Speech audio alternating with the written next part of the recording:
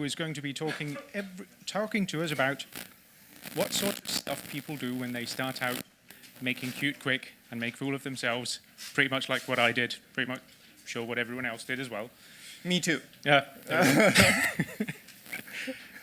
Yeah, half an hour of that. Lovely. Okay. Looking forward to that. Thank you. Good evening, good afternoon. If I'm here, can you hear me in the back? No? Okay, I will just stay here. Okay. Okay, so welcome everybody. I'm Luca Ottaviano. I'm a software engineer at Develer. We are a consulting company. I've been a Qt user since version 3.3, and I've specialized in building GUIs for embedded systems. With this specialization, I often teach Qt both internally and externally to customers. I give classes, Qt classes, Qt widgets, QtQuick, and so on. Here are my references if you want to get in touch, if you want to follow my blog, Twitter, GitHub account, and so on. Okay, so what is QtQuick? QtQuick is a set of technologies to build fluid user interfaces. They are composed of two parts. It's the QML language, which is, in fact, the most known word of the whole technology because it, let's say, it defines the look and feel of the technology. And then you have a runtime engine. The runtime engine is the connection between the QML language that you write and the C++ word. It is QtQuick. We can say it's a de facto standard for native cross-platform applications. You write the application once, and you deploy everywhere. Have you already heard about it? Yeah? Java, anyone? Okay, but it's really working. Okay, so for those of you living under a rock, here I have an example of QML code. So here you have some imports in the first part. Then you can see this is a declarative language. You are just creating elements, for the example, this application window, and then you have some properties here that can resemble, if you already know JSON, this is an extension syntax. So it's really easy to grasp. Here you can see, okay, we have properties, you can define other elements, and so on and so on. Do everybody already know what I'm talking about? Yes, good. Let's go on.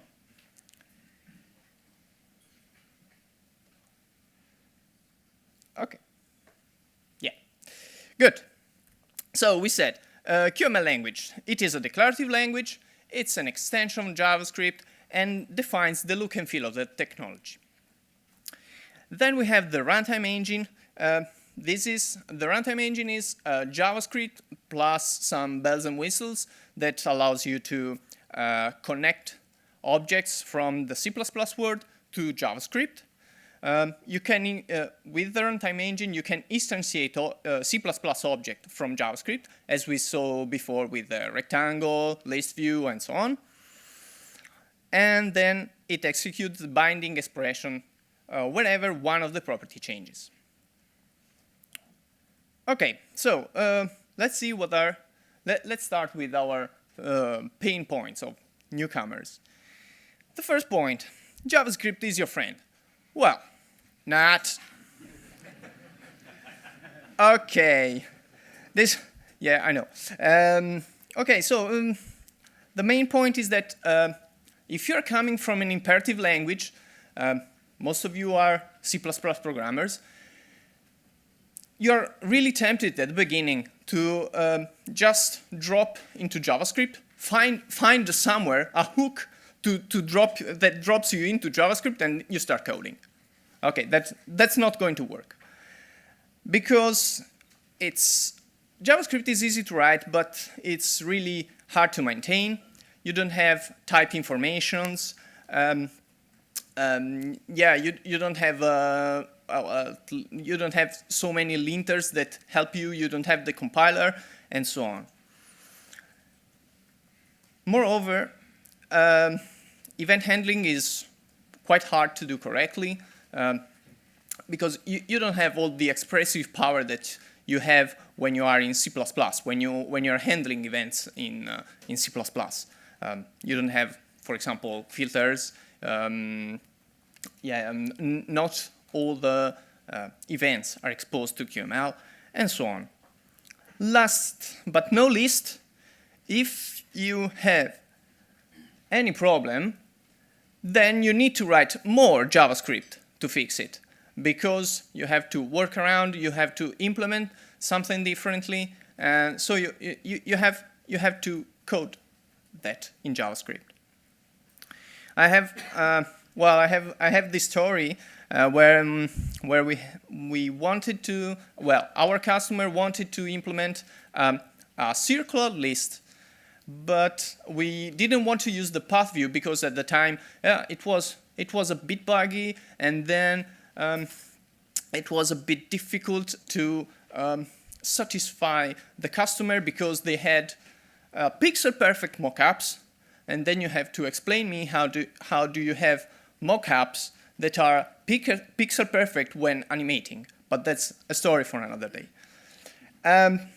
So we had so we first tried with path view, and that didn't really satisfy the customer. So we used a handmade implementation in JavaScript with left and right buttons. We tried to in the end we tried to avoid going in C++ to build this component. But in the end, we just bailed out everything. We said we agreed with the customer that something not really pixel perfect was okay, and we used the path view and worked around the bugs in some way or another. So my suggestion is to limit JavaScript to event handlers. That is because if you if you use bindings, the bindings are automatically updated, while if you assign properties in event handlers, those properties are not updated automatically when the defining properties are updated as well.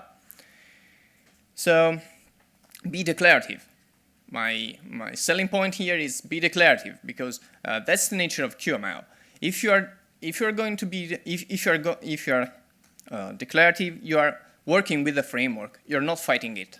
I know it's hard at the beginning, but just stick it to it. Next up, component uncompleted. What's the deal with that? The deal with that is that it's the first hook to enter JavaScript that newcomers usually understand and use. So it's being another hook to enter JavaScript. All the drawbacks we saw, they just apply. They apply, in the same way. Another point is that execution order is not specified. What does it mean? That if you're writing a component in a QML file, and you have this component here, that component there, and so on. If you have many components uncompleted in that file, the execution order of those components uncompleted is not defined a priori. So if you use many components uncompleted in the same file, you are entangling, you are mixing up things. You can end up with a component that needs to be finalized before another one, and you don't want to mix these things up. My suggestion is to use just one component uncompleted at the end of the file. So the end of the file, of course, is a convention, but it's a convention that has worked for us. So if you know that if there's a component uncompleted, that it's at the end of the file. And you can do all the finalization over there. You can finalize any component there, so there's no problem. Okay, so the third point is another point about JavaScript. How fun. That's JavaScript fuzziness. JavaScript as a language is small, but it has its quirks. I don't know if you all know this, but JavaScript as a language was finalized in 10 days in around 1994, when the Netscape versus Internet Explorer wars were really hot. So it was finalized in 10 days, and so it has nice things, and all in all, it's a good language for a 10-day sprint.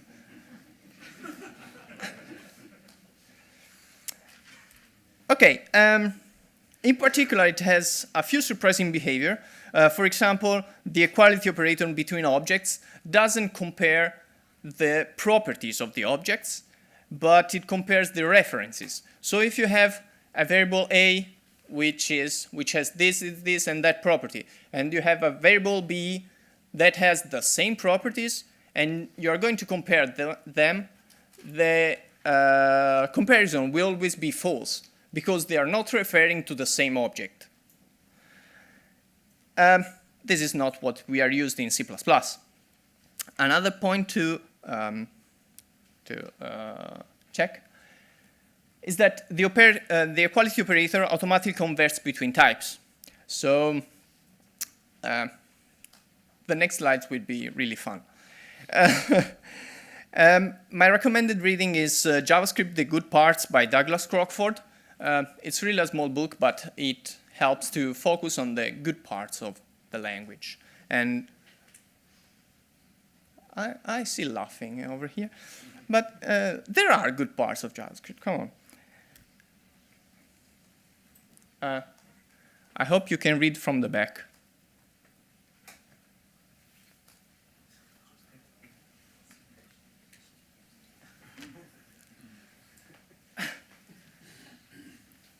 Okay. Okay, so what was your favorite part? Yeah, actually, I think this one. This one is really nice. Well, the conversion rules here are that the rightmost plus is trying to convert foo into an integer. But of course, foo cannot be parsed to an integer, so that integer, that part becomes not a number. Okay, so then we have the leftmost foo and the leftmost plus. They put together a string. Okay, but a string plus a number is a string with a number converted, and then it's the not a number gets converted to none. So, wow. Okay, enough. Okay, point number 4. Underestimate loader. Loader is really your friend, not like JavaScript. Loader is really a good way to do things, to load things. What is a loader first? Loader is a component that loads another component, that loads a runtime. The main selling point is that the source property, the source is a property, so you can bind to it. You can use whatever JavaScript expression you want to load whatever you want. So it's the loader is the key to automatic memory management. The other important point is that it can load graphical and non-graphical elements. And when combined with, you can combine it with repeater to create powerful patterns. And here I have an example. Okay. Here. Okay, first up, let me check. Okay. So the application is small. Sorry from the back. I didn't check from this room. But anyway, this is a simple post-it application. I have a post-it here. No, this is the wrong one. Sorry. Let me reload. Okay, this is the right one. It's in Italian. I have a... Okay, so here you have a post-it. Then you can write something. I can add notes here and there. And then if I click on the red button, the red cross, it deletes itself. Okay. So what happens here with JavaScript? Okay. What happens here is that here we have the component, which is a card. I won't go into the details. Then we have a row here, which is the bottom row. Okay, what does it do? Well, actually, it has a button with a mouse area. Okay, and so here we are using the JavaScript. We are using the JavaScript API. Okay, let me. Oh, this is okay. I can do like this. Okay, good.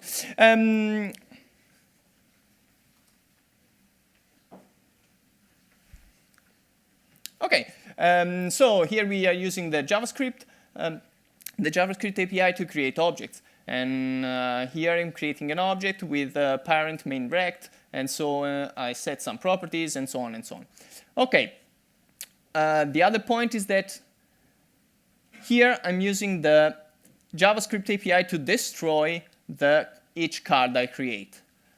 Okay, so this is, but here, as you can see, I must use the JavaScript API, and I must handle memory programmatically. I must manually manage the memory. If I go to the other example, so, okay, I go to the other example, which is this one. Okay, let me check. Oh, it's in English, so it's the right one. Okay, so this is the same example. Okay, add note. Oops, whatever. Randomness, it hits me again. But if I click, it closes the note. Okay, this is almost the same, but in this case, whenever, okay, this is the same code, but in this case, whenever I click on the button, I append on a model. This post-its here is the model up here. And I see that I can combine the fact that I have a model with a repeater. And the repeater will help me to automatically instantiate the objects. Okay. Whenever I want to remove an item from the repeater, I just call remove on the model. Okay. So that's the point I was making. You can use declarative. This is an example of how to use declarative method to create stuff that is around the screen, and it's not into a list view, it's not into a grid view. You can use stuff like that. Furthermore, you can use, if you have something that is not, the card here is a visual element, so you can put that in, you can put that directly into a repeater. But what if you have, for example, a Qt object? For example, oh, let me check the, okay, this one. So let's say I want to instantiate a non-graphical object. For example, here I'd say Qt object. Okay, ed. Oh, let me just put ed card because I don't know really if this ID is used anywhere. But okay, if I try to instantiate it, you can see you cannot see, but I will read for you. It says QML component delegate must be of item type. Okay, so here I cannot use non-graphical elements, but I can use a loader. Source component. So I can say something like this. Qt object, yeah. Maybe I will get bitten by the card missing here. Okay. Now it doesn't say anything. Please trust me. I know from the back. Here the console it's not complaining. Okay. So the point is that you can use it. For example, we have used this pattern to instantiate different line series for a chart, and we wanted to have bindings to instantiate this series. And with this, you can just let the QML runtime handle the memory for you. Okay. Back to the presentation. Next point, transparent is not invisible. This is something more linked to the engine behavior. Okay, please always remember that the visible and the opacity properties, they are different. If an item is invisible, it is completely ignored by the renderer. Otherwise, if an item is transparent, which means the opacity is 0, then it must be tracked by the renderer. This is something that it's easy to forget, especially when you're doing animation. Let's say, for example, you have a pop-up. You have a pop-up that fades in and then fades out when the user dismisses the pop-ups. Or another example can be a sliding panel, a menu that comes from the left, for example. It slides in, then the user interacts with it, and then it slides out. Okay, visually, you as a developer don't see the panel anymore, but the panel, if the opacity is 0, but the visibility is true, the panel is still there for the renderer. And this sucks resources away from the processor for your platform. This is especially important in embedded systems where your resources are limited. You don't want to have all the possible pop-ups in your application sitting there just waiting to be shown. Okay. Okay, how can you ensure that you always remember to set the visibility to false? Well, you are there, you are writing your animation, and you wrap your whole animation into a sequential animation, and as the last element of your sequential animation, you use the script action. Script action is an animation element that actually does not animate anything, but allows you to insert JavaScript code in the middle of an animation. In that place, you just set the visibility to what you want it to be, so true or false. For example, something like this. Okay, I have I don't care about the animation. This is real code, but really I don't care about the animation. But the point is that I have this kind of complex parallel animation that is going on over there. But as a last action, I've used a script action. Since everything is wrapped into a sequential animation, I'm sure that the script action is executed last. I don't need to come up with some signals or some communication means to understand when the animation is finished. I don't need to have a global constant for the animation duration to know when the animation is finished. Okay, this is all automatic. And this also works if you are declarative. Okay? Don't fight the framework. Work with it. Well, that can be another selling point for QtQuick. Huh? Don't fight the framework. Work with it. Okay. Okay. Next up, don't overgeneralize. Yeah. Okay. This is also known as copy paste GUI code is okay. Okay. Let me explain it a bit. Generalization. What do I mean with that? I mean adding property to change the behavior of a component.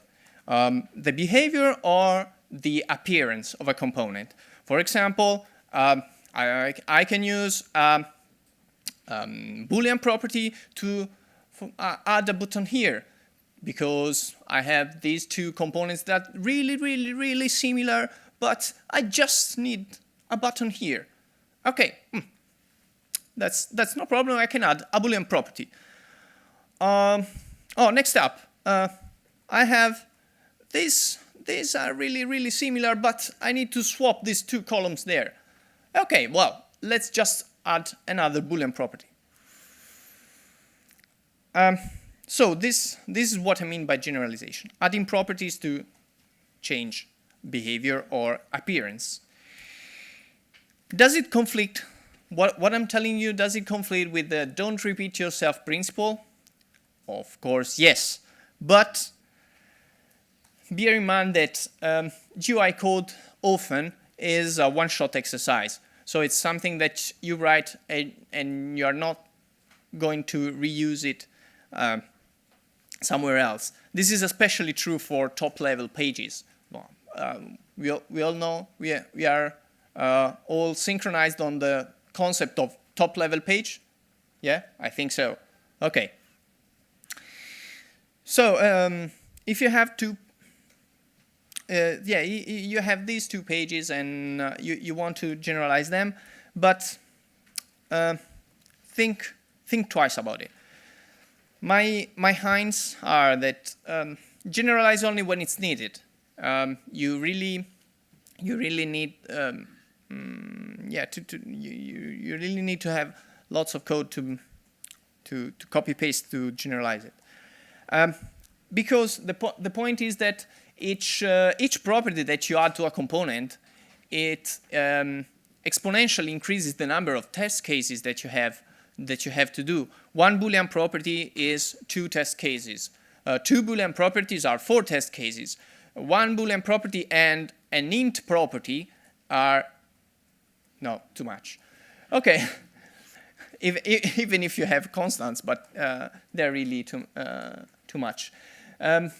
Test cases are expensive to do if you do them by hand. They're expensive to do even if you do that automatically because you have to maintain the test. And usually top-level pages are the one that change more because the customer has a different idea, wants to swap things around because it's better, and so on. So my rule of thumb is the third time you copy, then okay, you're going to evaluate generalization. Of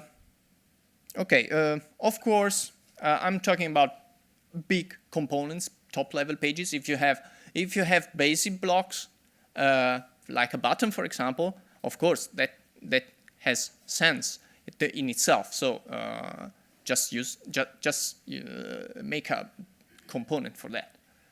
Okay.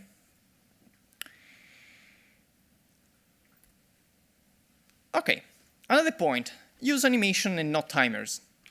I've seen also that one in code, in production code. What does it mean?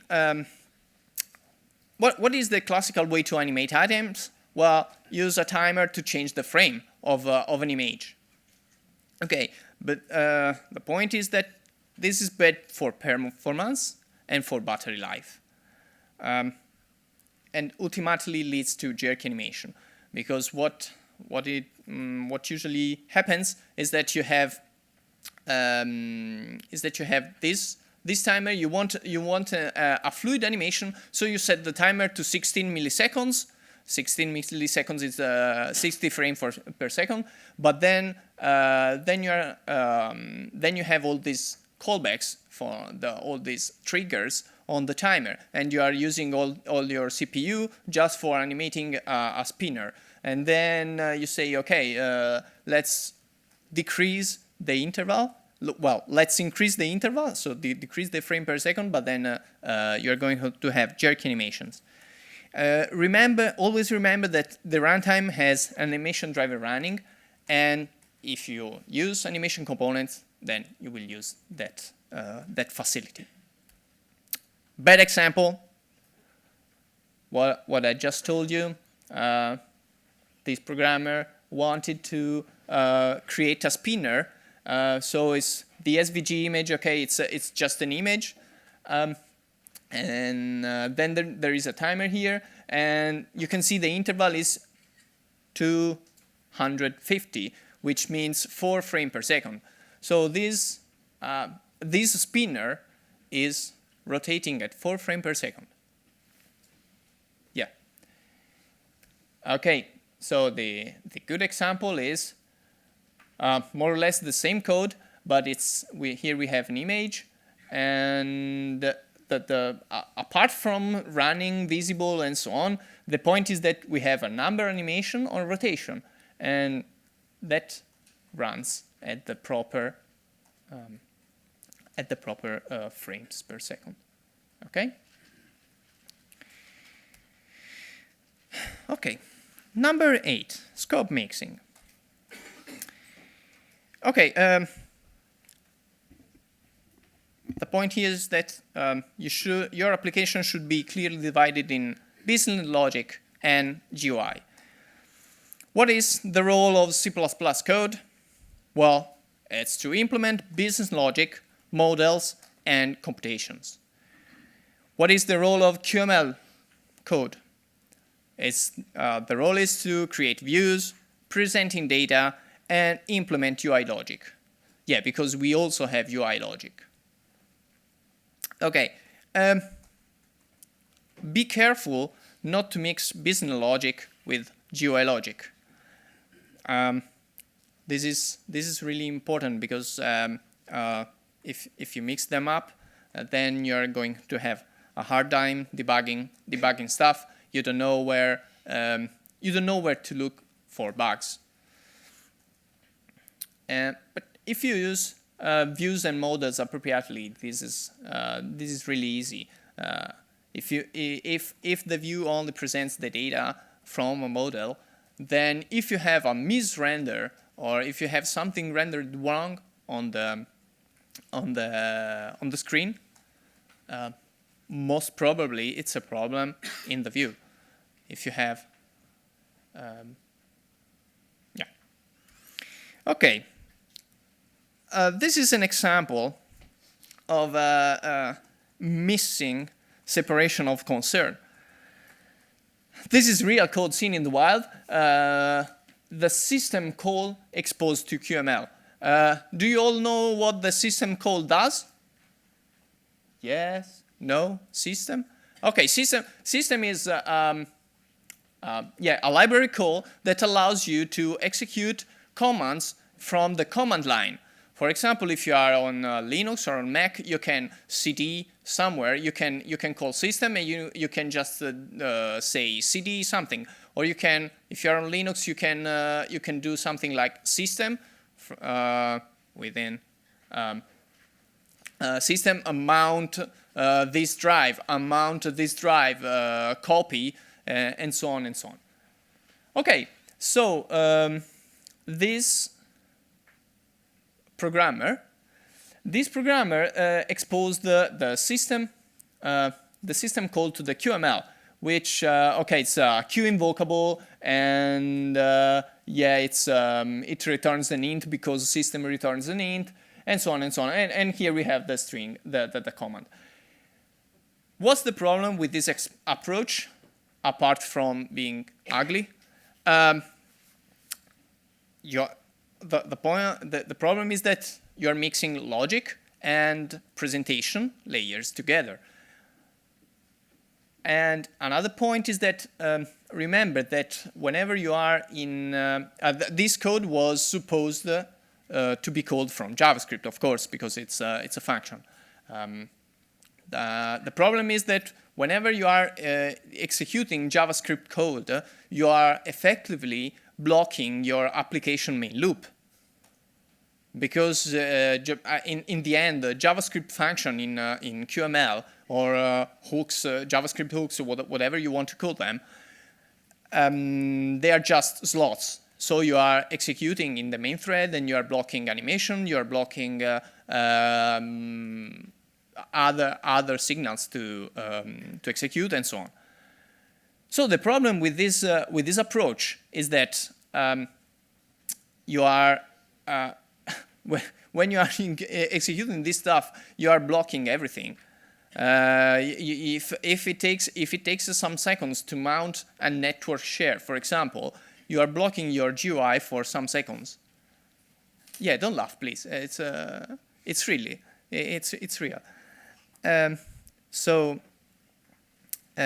Yeah, that's the problem. So let's see another example where the user is the developer is mixing a view and model logic. In this example, we have a page that shows some alarms, a list of alarms. At first, I thought there was a list view, but no. The UI consists in 4 elements, in 4 alarm entries, something like this. Okay, so it's the page. The main part of the page was a column with some alarm entries, and each entry fetched data from the model and show it. But the point is that here we have only 4 elements. What do we do if we want to show more the next 4 alarms or the next 3 alarms?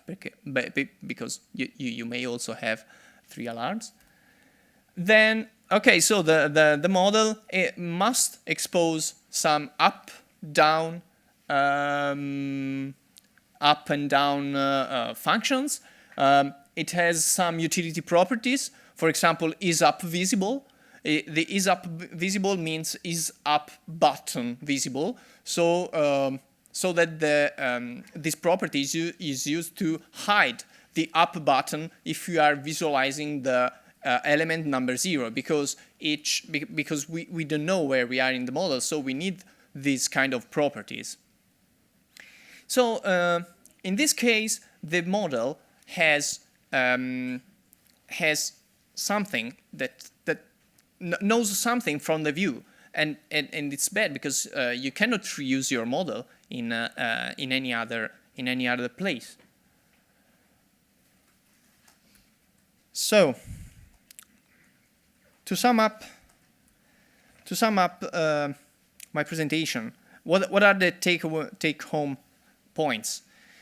The points are: try to limit JavaScript to the minimum necessary, because it makes easier to maintain your application. Be declarative. Combine building blocks together and work with the framework. Correctly divide concern between GUI and C++ code, and remember to use runtime features, which are animation, visibility, and so on. Okay, thank you very much.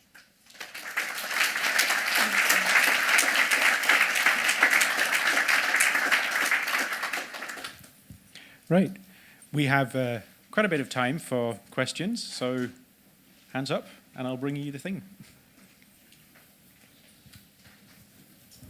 I've got a question about the visibility and the opacity, your solution that you presented with a sequential animation. Couldn't you just bind the visibility to opacity equals 0, which would make it more implicit and easy? So this binding would get evaluated on each frame, but I don't think that's such a big deal. Yes, why not?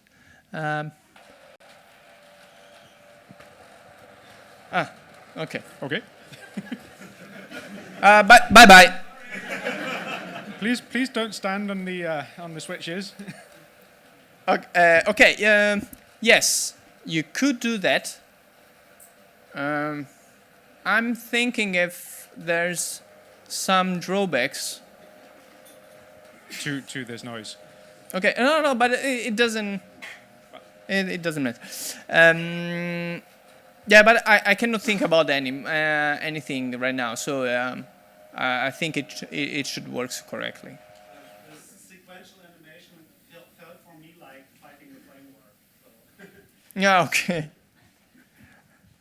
Yeah, but okay. Yeah, the sequential animation stuff.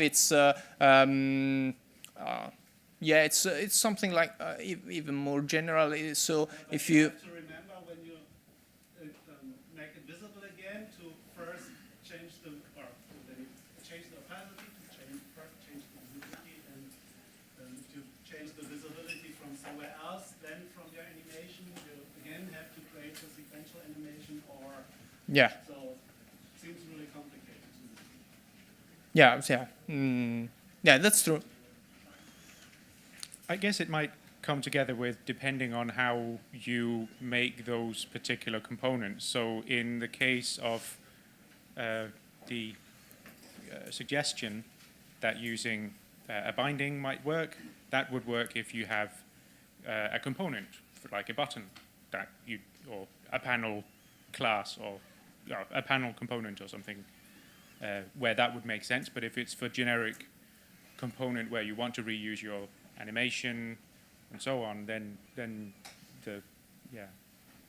guessing that one. Or if you're constantly changing, like fading in and out, I would probably. So if the so if you animation is constantly running, I would also just do it explicitly at the end. But, yeah, so continue running. yeah, I just don't always want to evaluate this finite level. yes.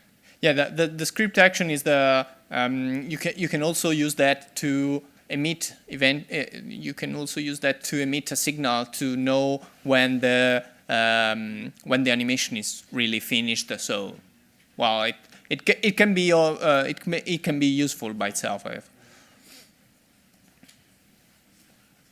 Yep.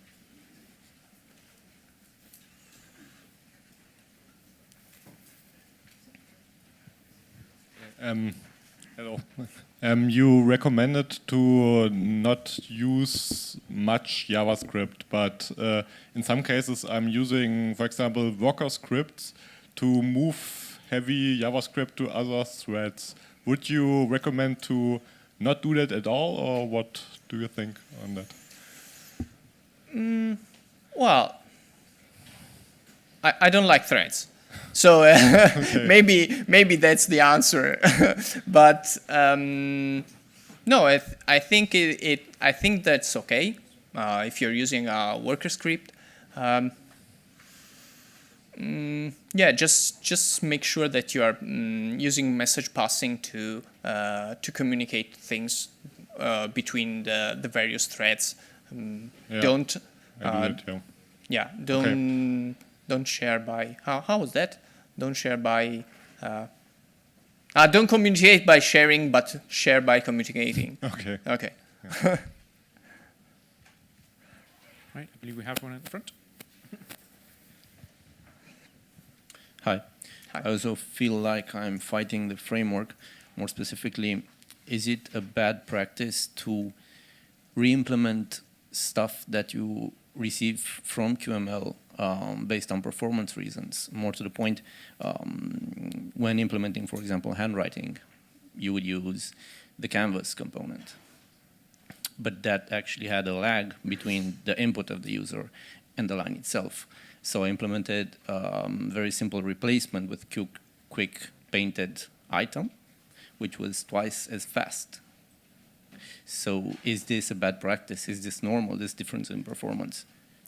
No, I think that's okay. You have going the right path. So you first of all you Well, just try if the canvas was quick enough to prototype. I think it's okay to use it, to use the API.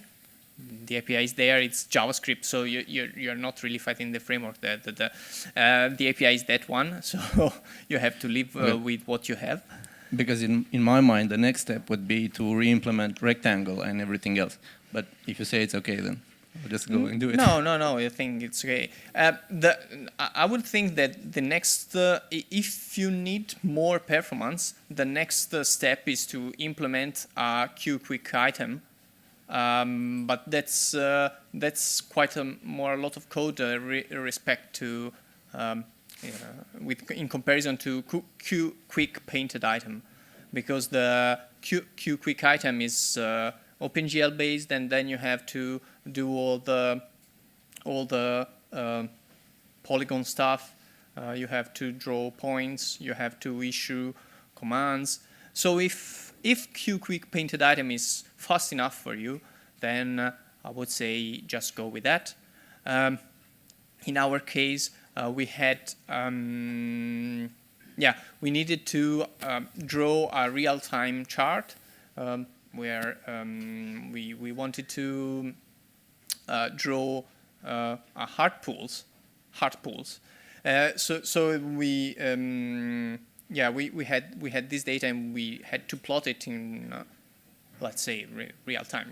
We wanted to have the animation of real time, and that didn't really work with Canvas nor QtQuick painted item, especially because the platform was an embedded platform, and more or less Canvas and QtQuick painted item are implemented by the same thing. So Canvas is implemented on top of QtQuick painted item.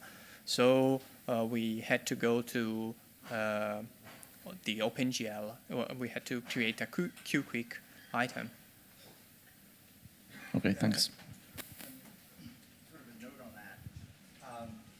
Like I wouldn't.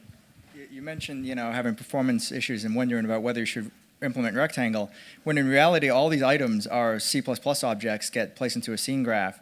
So that rectangle is already implemented via OpenGL in the scene graph. You're not going to do any better. And I always say that QML is a really, really clever way of making a lot of little C++ instances and binding them together. So while you might not have had luck with the canvas, it's known to be a really heavyweight object, and you can do better in C++.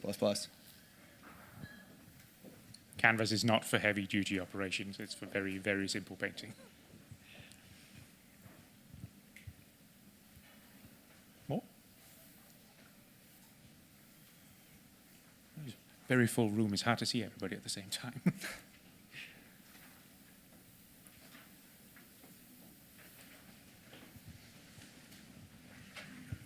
I have just a small comment on the opacity equals 0 thing.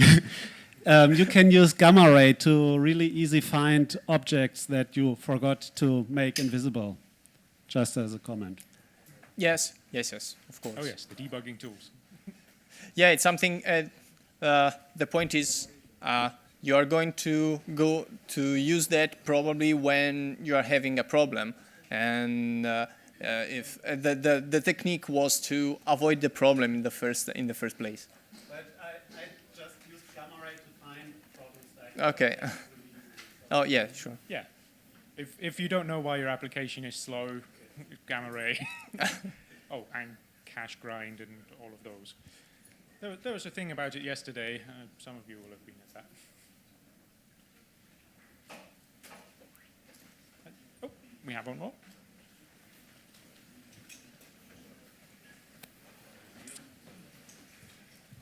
Hi. Maybe a silly question, but still. So I don't quite understand the example with mixing business logic and UI. The concrete example with executing the system command.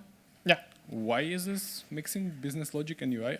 First of all, a few more words. First of all, I can see this as a requirement. I want to run system command from my application. That's one. And second one, if not, how to do this that it will not look like I'm mixing business logic and UI. That's the question. Okay. So, if you are just using single commands, I would say okay. So if you're just using a CD here and copy there, well, maybe it could be okay. But if you are exposing system, probably you want to do more complex stuff. In this case, the application was mounting an USB key. It was scanning there for JPEG files. It did stuff, and then it built a model. And that is the point. So if you are exposing system, why are you doing that? If you just have a one-shot command, well, I would say okay, just do it. But in this case, it was using system to build a model, and that's the point. You're in QML. You are building a model that should usually be in C++. Okay, so if you want to avoid that, the alternative to use to expose system is to use models or calls that go in C++ and do stuff and expose models. I would say that. Okay.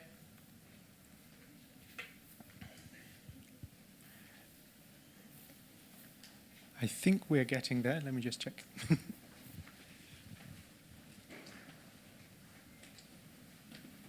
Yeah, we're getting close. There's about time for one more question if anyone has something pressing. No? All right. Thank you very much. Thank you very much for your attention.